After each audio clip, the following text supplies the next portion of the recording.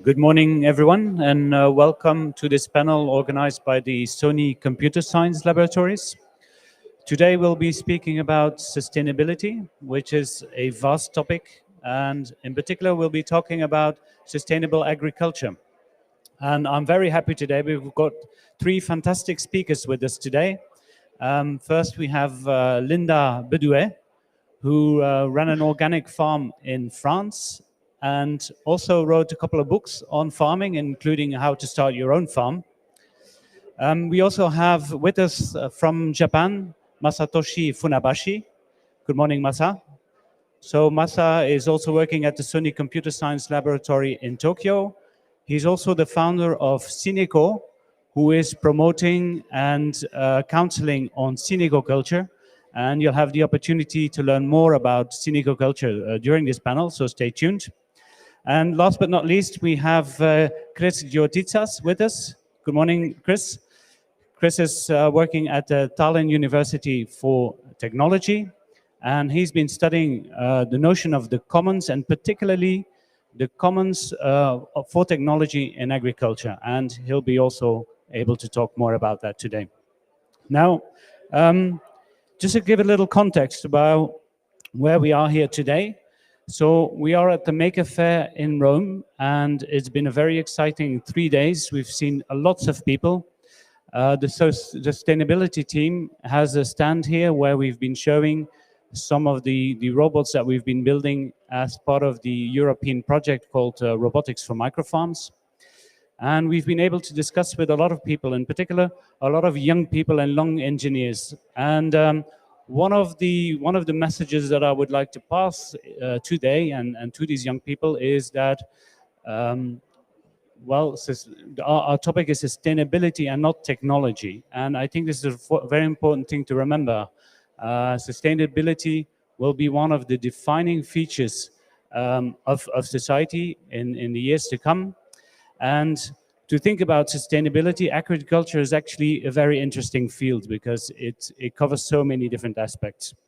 And just to mention a couple of them, in terms of organic agriculture, and I'm thinking now particularly in vegetable production, there are issues such as biodiversity, soil health. There's also the question of logistics. How do you ship the produce to cities? But also, and this is also part of sustainability, there are questions such as labor conditions and fair wages. And these discussions, more societal issues, are also part of this topic. The second point that I would like to raise is that, agriculture is difficult. I mean, for most people, we just go to the supermarket and buy the vegetables without really thinking where they come from. But for farmers on a daily basis, it's a difficult task. And we talk a lot about bringing people to Mars these days, but actually producing food sustainability on this planet for everyone is also a major challenge. And I hope that we can inspire some of the young people today to also dig into this topic. I'm going to do a little quiz, and I'm going to ask Elisabetta to show the first picture. This is a picture that was taken near Paris. It'll pop up very soon now. As you may know, around 1900, Paris was already a big city with 1 million inhabitants. And around Paris, there were a lot of small farms.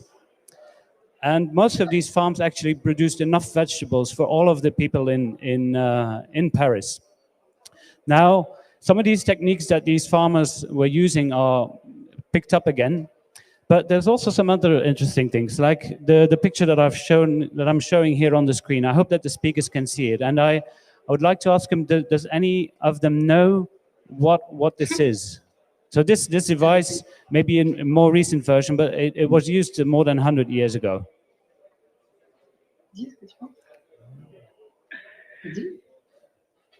Yeah, c'est quoi alors? Je pense que c'est le déjà le Bah, dis-leur en vert, hein, vas-y. Vas-y. Any idea? I don't hear you very well, so speak up loud. It's not a metanizer. Oh, I'm sorry. Go on, please. It is not a... Metanizer? No, is it a steam weekler? Yes, very good. 1 point for you. It's a quiz. You know, by the end of this panel, we'll have a ranking. So indeed, it is. So indeed, on these small farms that were less than 1 hectare, they had rails on the land to move these machines. And indeed, the green tank you see is to produce vapor, and the metal plates were actually used to push the vapor on the soil to sterilize the soil and prevent the weeds. So it's a pretty sophisticated machine. So just I would like to bring this up because indeed technology and farming, they go a really long way. So I'm going to ask a first question to Linda, and just to all the speakers, you don't hesitate to react whenever to the interventions of the other speakers. And for those listening, so Linda might reply in French, and then her friend will translate for her. So first question, Linda. So 8 years ago, you started a farm in France. And 10 years ago. 10 years ago, sorry about that. And can you say a little bit more about the type of farm that you have created? And maybe Elizabeth, if you can show the second image.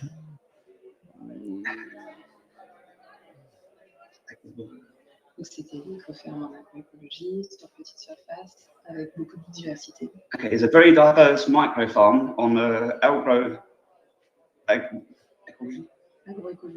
agroecology. That's growing plants with trees on the farm. It's confined in a very small space, but very diverse. Okay, so would you say that? I mean, is there? Would you say it's a traditional farm, or would you say it's like a new attempt to create a new type of farming? It's a mix. C'est les anciennes techniques, mais avec un esprit quand même néo-paysan. Okay, we're using the old techniques for this farming, but then again, we are using the new spirit of mind to make things work in a modern way. Okay, and so I mean, it's very different than the farms that people have a habit to see, with the number of plants and the mixture of vegetables that you have there. So I can't consider like moving with a tractor through a farm like this. So how would you work on a farm like that?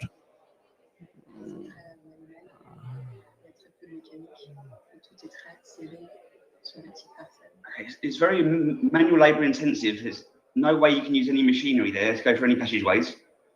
And everything's so close together for the reason that it helps itself grow. Okay, and so one of the reasons for creating a farm like this, what would you say would be, why not make a big farm with just a single crop? Là, c'est l'idée de s'appuyer sur la biodiversité pour avoir une meilleure production et la complémentarité en fait de l'écosystème. The idea of this one is to have a more biodiverse, so you can have more crops in the same space and help the ecosystem work together by itself. Okay. Well, this is actually something Massa has, I think, looked into. Massa, I think you've also looked into how you can put many crops together. And maybe Elizabeth can show a small image of one of Massa's experimental farms. So you've picked up on that idea, I believe, in what you call culture. So can you explain a little more about what that is? Oh yeah, sure. Well, culture stands for synecological farming. So the word synecology is actually invented at the beginning of 20th century as a first conception in ecology. So synecology is a kind of discipline that studies the association of species in community. So this is an example. This picture is an example of synecoculture farm in Japan, and this picture was taken in November. So usually wintertime we have a fallow period. So at the horizon you can see all the rice paddy field going fallow, but actually our field are filled with greens. And here we can see the association of almost 200 edible species together: vegetables, herbs, also traditional medicinal herbs, and the trees are fruit trees. And if you take the picture during the summertime, it's almost like jungle. So I just chose this picture of wintertime to better see the idea. And this is based on the concept of complex system science, or open complex system science, that Sony CSL Tokyo is trying to apply in many fields, including agroecology, but other disciplines like econophysics, healthcare, energy production, and so on. And I'm working on the agroecological application of this concept. And yeah, so this is the basic idea. And of course, there's a lot of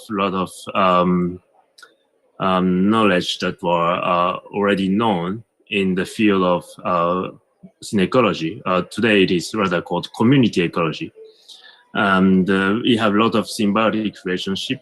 We have a lot of self-organizing structure of so-called niche structure.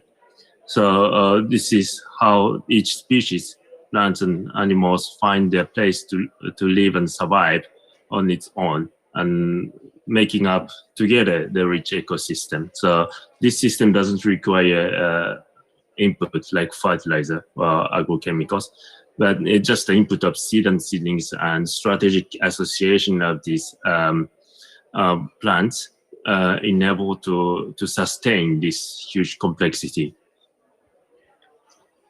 So, you also study synecoculture as a scientist. So you try to measure the evolution of synecoculture.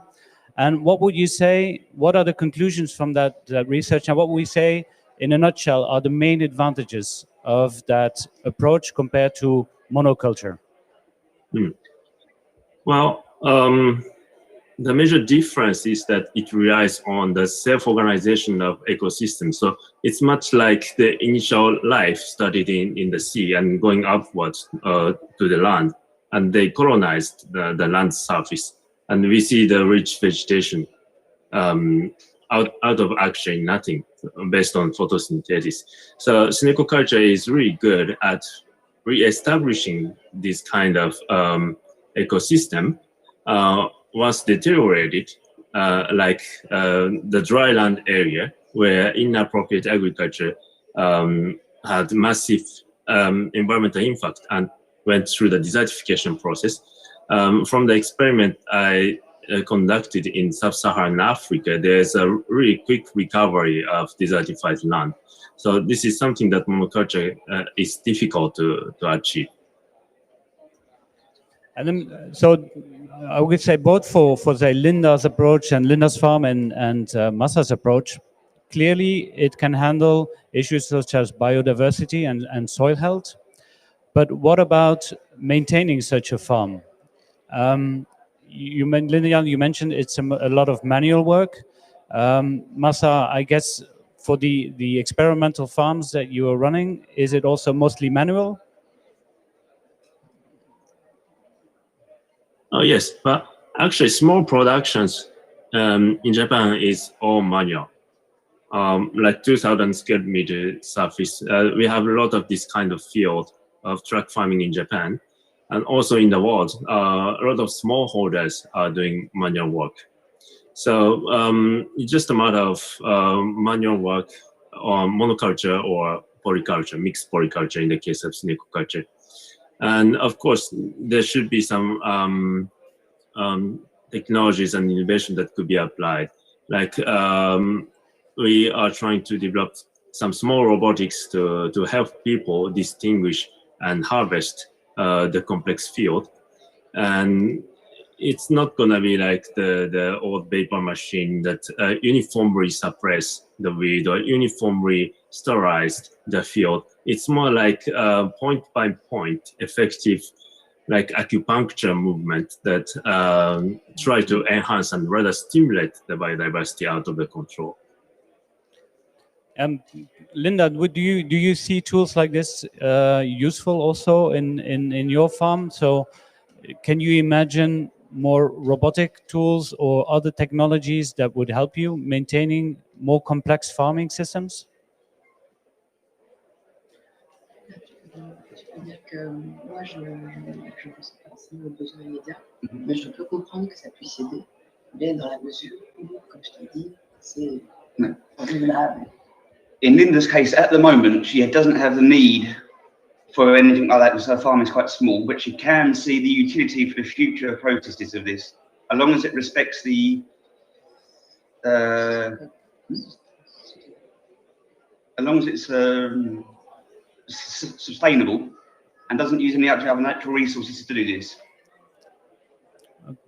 Okay, thank you. I'm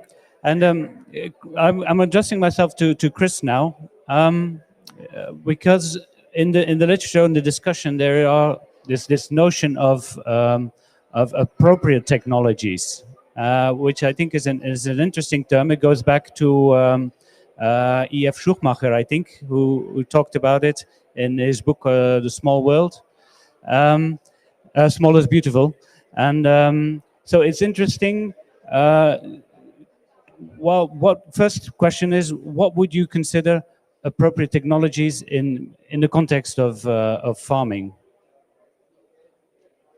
I think that, as you said, there's appropriate technologies, there's convivial technologies, there's all kinds of terminology used to describe basically, these terms are used as antithetical to mainstream types of technologies applied to farming. And I guess they all have their little bullet points that describe what that technology actually entails. And I would say that the common denominator is that these types of technologies respect the local conditions and the local specificities and basically the desires of the farmers that actually work with the earth. So basically that type of technology is something that takes into account how farmers wish to work with the earth. And rather than pointing to these farmers how to do things, it just assists them into doing their work in a more efficient way or in a less back-breaking way, perhaps, rather than doing everything by hand, having some assistance into making their lives easier. So that's how I understand that type of technology. And I think that the discussion needs to be much more nuanced than what it is now. So currently, there's this duality where you have high-tech technology and the massive automated machinery that raise the earth, and then you have farmers doing basically everything by hand. But the reality is not really that. So we probably need to expand the definition of technology. And by seeing what was discussed so far, even though I didn't see any fancy machinery in those beautiful farms, there is a lot of technology in there already. How you match those plants with the trees and how everything interacts into creating those jungle farms. There's a ton of technology in there. So most people understand technology as huge airplanes and quantum computers, which is not really the case. Technology is all kinds of things. So I don't know. Did I answer your question? Yeah, you did actually. I'm going to pick up on that because indeed, when we think of technologies for farming, people indeed think a lot about robotics, and there's a lot of pictures in the media now about a robot standing in the field and so on. But there's probably like a lot of interesting things that we can do. We've managed about we talked about managing more complex ecosystems. And I think this is one of the challenges, I guess, where sustainable agriculture will have to go to. And so from a scientist or from an engineer point of view, we immediately think, can we use modeling techniques, or can we use tools for designing and modeling these ecosystems? And I would like to see whether Massa and Linda have the same point of view on that. Maybe Linda, what would you say? Would it be interesting to have like digital tools that help you designing a farm? And with designing, I mean designing the mixture of crops you're going to put, where you're going to put them in space, but also over time. Is this something that would be useful? How to collect data from what you observe, potentially share it with other farmers? What's your view on that? C'est plus ça qui est intéressant, c'est de pouvoir prendre des données et les partager avec d'autres. Mais moi, je ne crois pas en fait qu'on puisse programmer quelque chose de vivant. C'est trop complexe, il y a trop de paramètres. Linda says the things that she finds most useful will be the sharing of information between other farmers and people. We can't actually program something that's living, but you can help choose for the share of information, the share of knowledge, how things are done. So Massa, would you agree with that you can't really model such a complex system as a silviculture farm? Oh yeah, sure. I was actually working in other field like neuroscience and doing mathematical modeling. And when I studied this agroecological project, I'd say, oh my gosh, it's not possible to simulate it unless it's monoculture. So I totally agree with it. And instead, I rather call the exploration process or the interface instead of doing simulation or modeling. And I make the interface for possible exploration and also for the sharing of the discovery. So it's more like you don't know what's going to happen, but you have the list of species that you can introduce in the climate area. Then you will test and you get the score of which one worked or not, and according to which succession stage, because the ecosystem also evolves. So the first year maybe we cannot grow corns, but the third year, yes, for example. So this is a very dynamical process. So it's always like a game of stock exchange, if you want. Mathematically speaking, it's much similar to the stock market.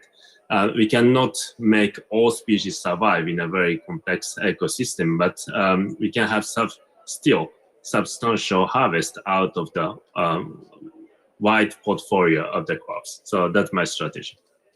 Okay.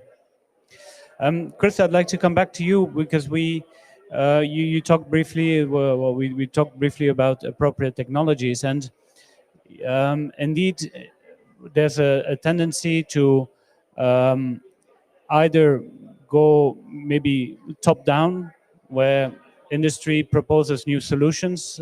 There's also the notion of indeed farmers making their own tools, and you have been able to study some of two groups of farmers who built their own tools. One is called Farm Hack, and the other is Atelier Paysan in France. So what were your conclusions from studying this more participative approach?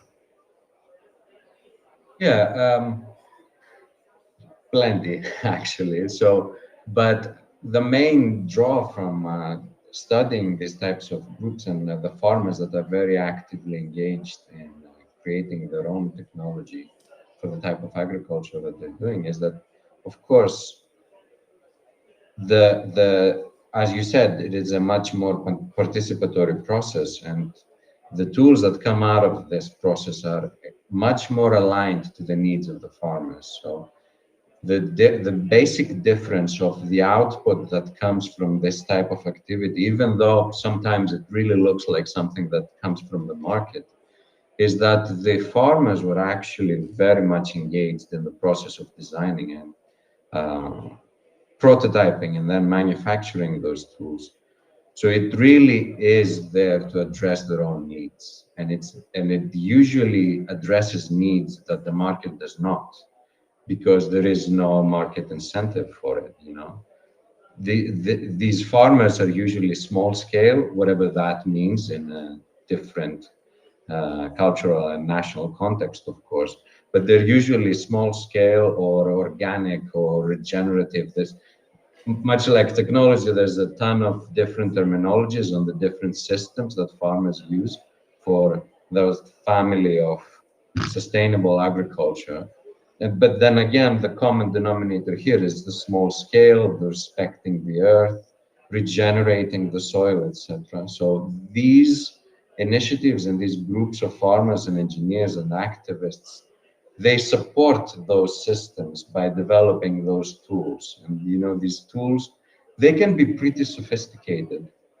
It's again that duality of high tech and low tech is not as clear as that, those two different sides. So these people design and develop tools that are quite complex, both in their application and how they function. So I believe that in the discussion around using robotics and automated technology, you get a lot of resistance from these types of people because they say that technology actually removes the people from the earth and the soil. But then again, does it have to? Because they typically perceive that technology because it's introduced to them from an outsider, basically. And they say, rather than you doing weeding or fertilizing or seeding the soil, you can have this machinery do it for you. But I believe that you can develop even that type of technology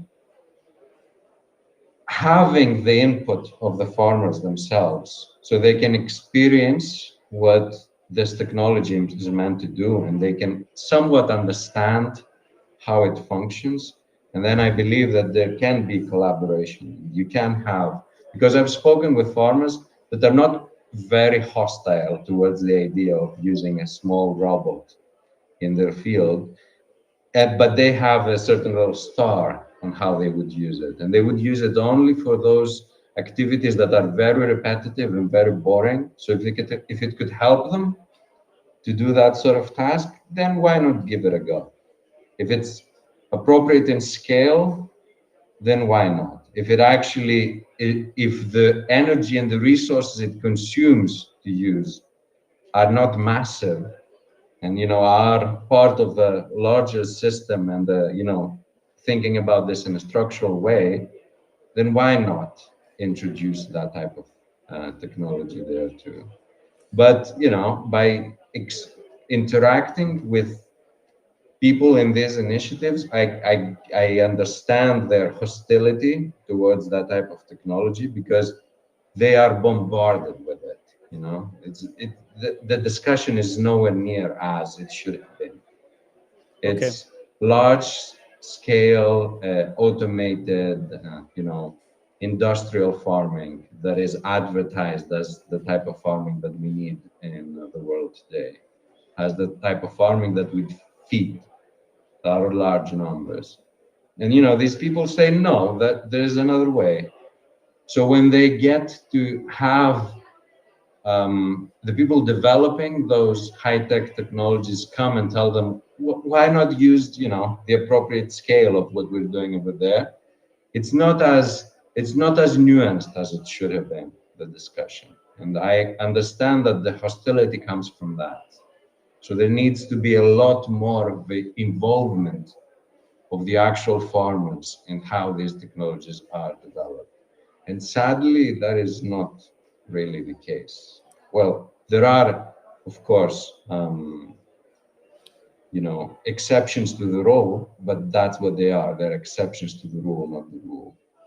But you do think it's possible to find, say, some common ground where farmers can interact with engineers and researchers on certain technologies? I mean, for us, of course, this is interesting to hear because it's one of the reasons we're at the Maker Faire, is exactly because we try to use everything that's available, but at the same time keeping it accessible. So you do think that there is an opportunity potentially to create like a sphere where the farmers and engineers and companies can interact and try to define what the appropriate uses of these technologies?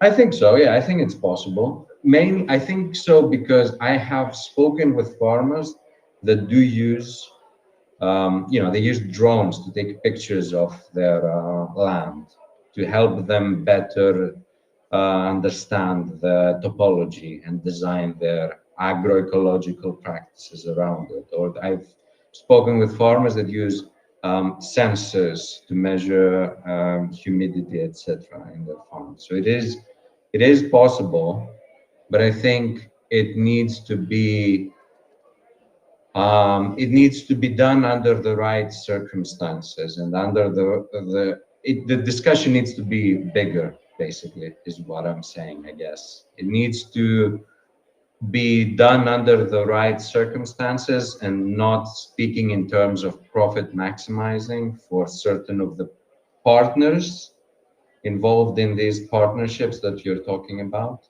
And I think that the farmers need to be convinced of that, because otherwise I think that the mistrust would continue. But having seen farmers utilizing more sophisticated technologies in terms of digital technologies and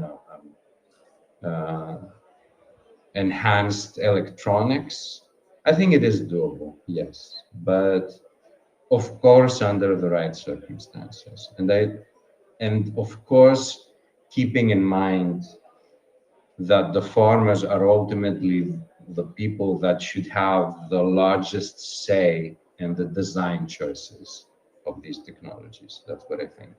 Okay, thank you.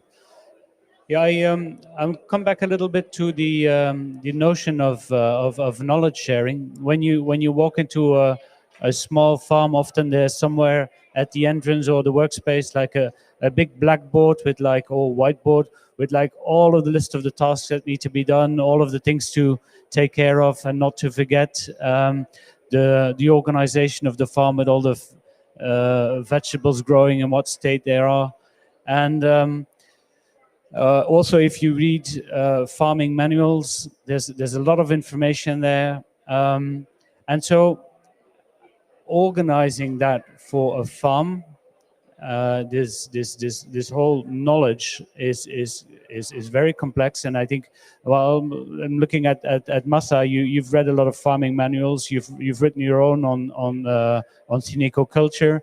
You've looked into different ways of how the species relate, how pests and plants relate.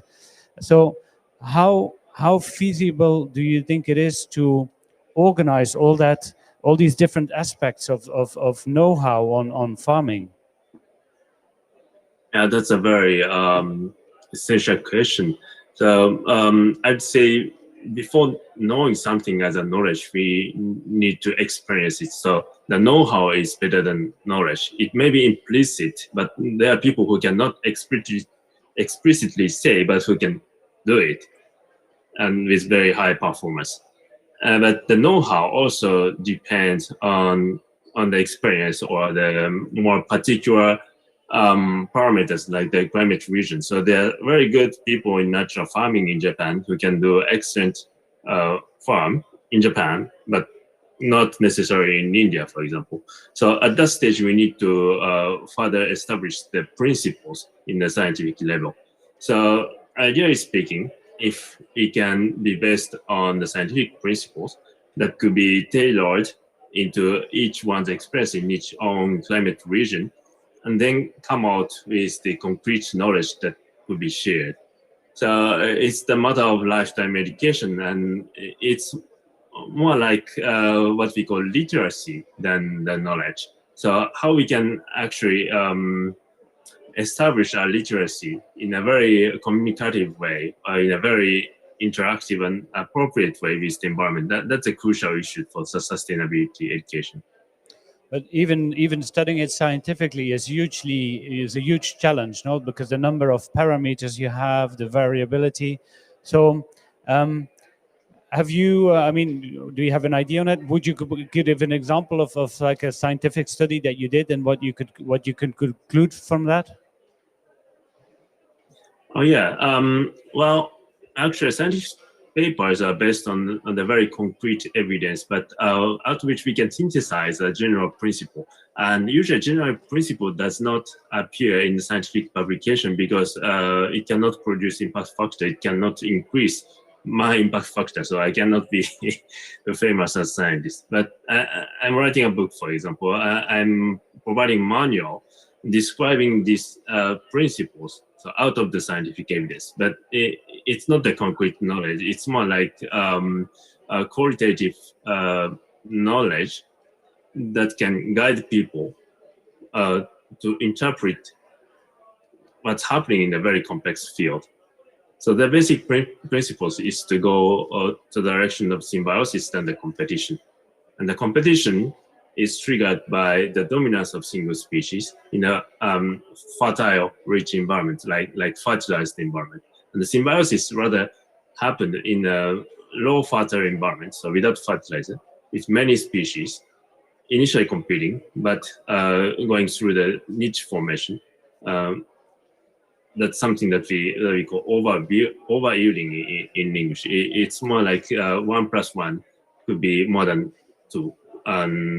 There's a synergy of production, there's synergy of functionality, and there's synergy of interaction that sustain this symbiotic community. So if we take this kind of very simple yet very distinctive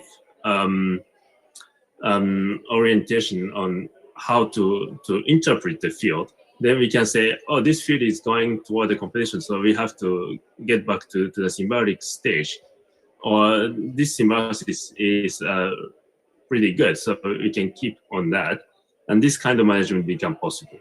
And then as a result, we have the concrete case of success and failure and so on. But it's coming at the downstream. So the crucial stage is really at the upstream of our perception of ecosystem, of the mechanism underlying the ecological process. And this is something that is not sufficient in scientific education, although it is available to extract from scientific knowledge. Okay. Now, Linda, you've read also farming manuals, and you've managed the farm. Would you say that for this type of knowledge sharing, would it be like sufficient just to have like a Facebook group to exchange observations, or would you say it's possible to go beyond that? J'imagine qu'on peut faire mieux que Facebook. Je sais qu'il y a vraiment plein de choses à explorer là-dessus sur l'interactivité entre nous, quoi. Le lien, c'est le plus important. She thinks it's very easy to do much better than a Facebook group and have something which is a more open communication, maybe to give them a more personal touch with more group meetings and things. Okay, and technology-wise, do you see like, for example, to be able to look up information like in a specific context, you face a problem in the field, and you have tools to actually look up what to do in this case, or not necessarily an encyclopedia, but it could be a community-created knowledge system for handling difficult situations. Il y a des chats qui existent, un peu des intelligences artificielles qui sont en train de se développer justement pour ça. Tu poses une question et ça te répond. Do you think that would be a brilliant idea to have some sort of a program or some sort of artificial intelligence that can help you if you ask a question to give you an answer back? Okay. In the beginning of the show, I also mentioned that in Paris around 1900, there were a lot of market farmers around Paris, basically producing most of the vegetables for the city. And this vision has, I would say the last 20 years has come back gradually. There's a notion of urban agriculture in its large context. Urban agriculture, not necessarily always in the city, but in the peri-urban area. Trying to install many small farms on the available land around the city to produce locally. It's a very attractive vision. Linda, how do you see, is this vision actually possible, do you think, in the current context? Is it desirable? How would you see, do you see this as a potential interesting evolution for more sustainable farming?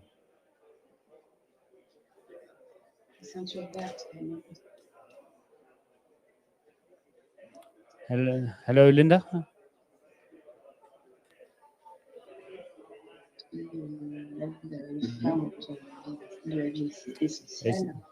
Well, while we wait till, okay.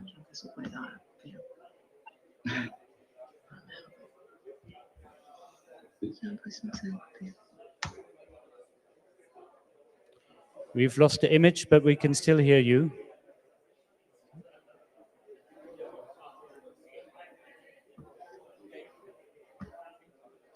Hello? Yep, we can hear you. Ok. Donc, l'histoire de la ceinture verte, c'est essentiel, mais il faut aussi qu'on ait une réflexion sur la taille des villes qui sont énormes et que maintenant, il faut qu'il y ait aussi des gens qui aillent en ruralité.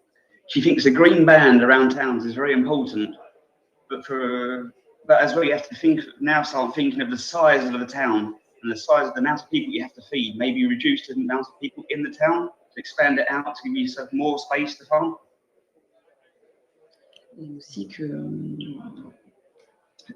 n'y a plus les terres disponibles avec le prix d'achat des terres qui monte. And with the land prices at the moment, there's no land available for farmers to start installing to do things because it's too expensive, basically.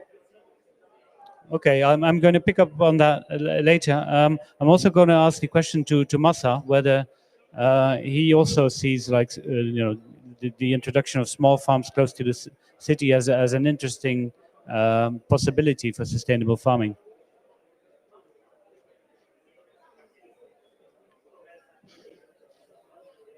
Yes, this goes to historical context also. Well, in Japan we have so-called the beds down structure. So people are going to work, taking the train filled with like 10,000 Japanese in one train, and those people are living in the suburb. And there's some distribution of small farms, but mostly the farms are located on a near mountainside, so we don't have frequent access. But there's a reallocation of the land in which we try to regain the green surface in the city, in the urban environment. And there we have a lot of possibilities, like creating a small farm. We have also the movement of sharing economy based on this local food production. So there's a variety of small farming initiatives near Tokyo, for example, and there are some companies doing that. And the company that I recently founded also doing consultation on that. And the city side, the good point is that we have a variety of microclimates. So if you look at the skyscrapers in Tokyo on top, we have strong wind, but the climate is very different. The insect species that can visit the upfront is very different from the one living in downstairs. So here is a very interesting ecological network that we can create if we make the green patches around the cities. And we see lots of possibility, not only providing food, but also providing experience, like providing the workshop to augment the literacy of people to understand the ecological interaction and how the ecosystem functions could be beneficial to people's life, including health, because natural ecosystem has the suppression capacity of pathogen. So viruses or other pathogens microorganisms cannot survive in a healthy ecosystem. Well, they can survive there, but they cannot propagate as much as like the COVID-19. So if we look at the global pandemics, it's on the basis the loss of biodiversity and loss of biological functions that has been nurtured in the natural environment. And there are lots of UN reports written on that. So not only the food production, but for the reconnecting our life, our livelihood to nature will be also an important aspect. And yes, in Japan, we have some sort of fancy movement happening, but we are still yet far behind the ecological movement, well, in terms of European radical initiatives, for example. Yeah, so we have a lot to exchange. I come back to something Linda said about farming land being expensive around the city. And this actually brings us to wider questions that are beyond, say, technology, which is sort of societal questions. It's, I mean, in the end, there's decisions that we have to take as a society, I suppose, on how we want agriculture to be, which is very hard to, how can I say, as an individual, have an impact on. But for example, one of the topics that comes back regularly when we talk about the robots is, on the one hand, we have people saying they need robots because they find it difficult to hire people to work in the field. On the other hand, as both you and Massa have mentioned, like working in the field is very labor intensive, so it would be good to have more people. But it's probably a bit too simple to just say we need more robots, because there's a bigger question. I don't know what your point of view would be on that, Linda. C'est un projet de société. C'est vrai, on a besoin de plus de gens pour prendre la relève des agriculteurs. Là, il y a de moins en moins d'agriculteurs. On a besoin de gens. It's definitely a social conversation or a problem here to deal with. We need there's a need for more and more people to take the place of the farmers afterwards, because no one wants to do this anymore. So you maybe have to ask the question of the together and how things work and how to get things associated and sorted out. But do you know why no one wants to do it anymore? Because in the end, it's a beautiful job. It's working with nature, with a living system. It's about producing food. So there's so much to like about it. And how come it's so difficult to find people? Il y a quand même une histoire de revenus. C'est pas bien payé. It's nearly all comes down to wages. It's not very well paid. Et puis il y a toute une population qui a une formation en agriculture chimique qui est pas valorisée, qui est pas bien vue. And there's a whole generation of people who've got qualifications in a chemical sort of farming, which is no longer well seen or favoured about. Donc il y a beaucoup de détresse. Les enfants ne veulent pas reprendre la ferme des parents qui donnent pas envie, quoi. Qui a un modèle spécial qui donne pas envie. And now there's lots of distress with the descendants of farmers who don't want to take over the farm when they see something that is badly seen and fought after with all chemicals and pesticides being used. Mais heureusement, il y a quand même une nouvelle génération de néo-paysans qui ne sont pas de la terre et qui s'investissent dans ces métiers avec une nouvelle vision. But now you're getting a new generation of farmers, a new generation that are investing in the land and starting to do things more manually. They're taking over. Mais il faut les aider parce que c'est pas facile. But they need help because it's not easy. Linda, you've also been member of, maybe still are, of Ferme d'Avenir, Future of Farms, and in which there's been a lot of thinking and a very interesting report that has come out of that, asking for more farmers for agroecological farming. How do you see this evolve in the current political and societal context? Is it, do you think these ideas are being picked up gradually, or is it very much like an uphill battle. Est-ce que tu crois que le niveau politique il commence à accepter les idées de nos paysans, ou je pense que c'est un autre précédent qui est raison? Mon point de vue, c'est que ça va vraiment pas assez vite par rapport aux enjeux de souveraineté alimentaire. In her point of view, it is being seen, but nowhere quick enough to help us with the alimentation of the population. Et que c'est finalement la société civile qui prend le relais. Société civile des people. Là. And éventuellement. Non, c'est la société civile. And now it's the society that is slowly taking the place. Mais que la politique est en dessous de ce qu'elle devrait faire aujourd'hui. But the politicians are doing nowhere near enough to what they should be doing now. And do you just this is a question on top of my head, but do you think that technology in that sense could speed things up, not only because technology could help, but could also introduce a sort of a new image that people associate with organic agriculture or small-scale farms, potentially attracting new people, young people? Oui, je pense que ça peut participer à créer une nouvelle image de la néo-agriculture, mais qui pour l'instant dans nos têtes, la néo-agriculture, c'est plutôt manuel, c'est plutôt résilient, c'est dans cet esprit. Yes, she does think technology can help give a new and a better image of the modern type of farming, the neo-farming. En même temps, c'est pas l'image que nous, on a véhiculée pour l'instant de la néo-paysannerie, la permaculture, c'est sans technologie. But at the moment, the people see the new type of farming as something without technology, all manual. They don't see it how it really is and how it could be. C'est ça.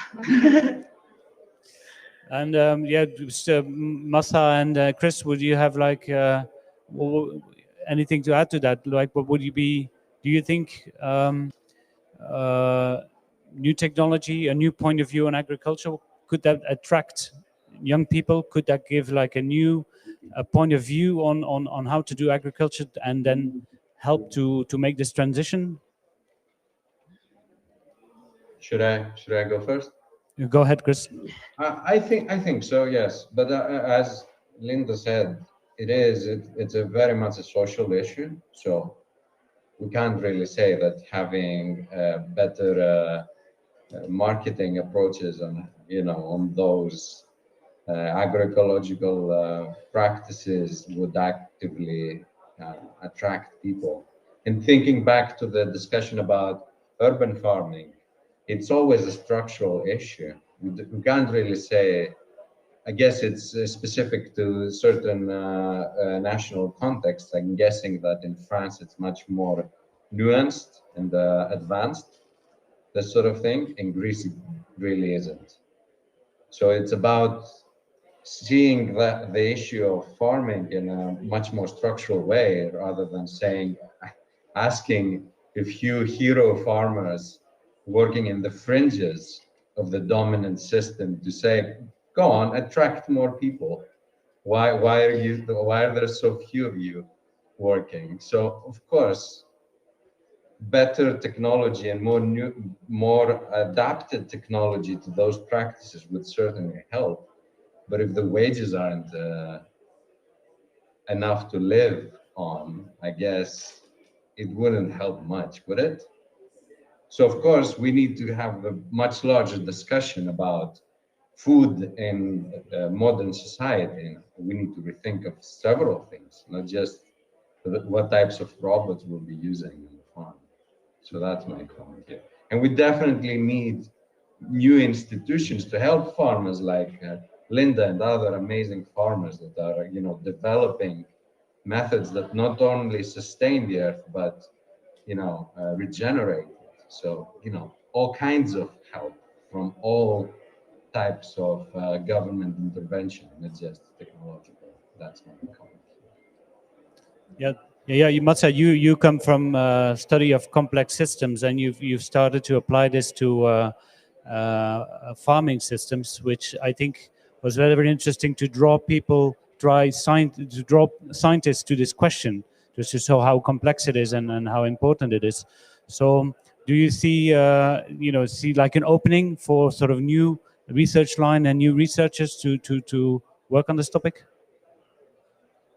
Oh yeah, sure. Well, first of all, there's been a really huge progress on the community ecologies in the last half century. Like from 1960s, American ecologists really worked hard on the community level. So we now, to some extent, understand why biodiversity is important on the functionality and ecosystem services.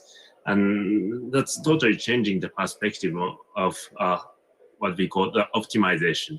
Not only the optimization biomass, but of the function and also the health consequence and environmental impact. All this should be included.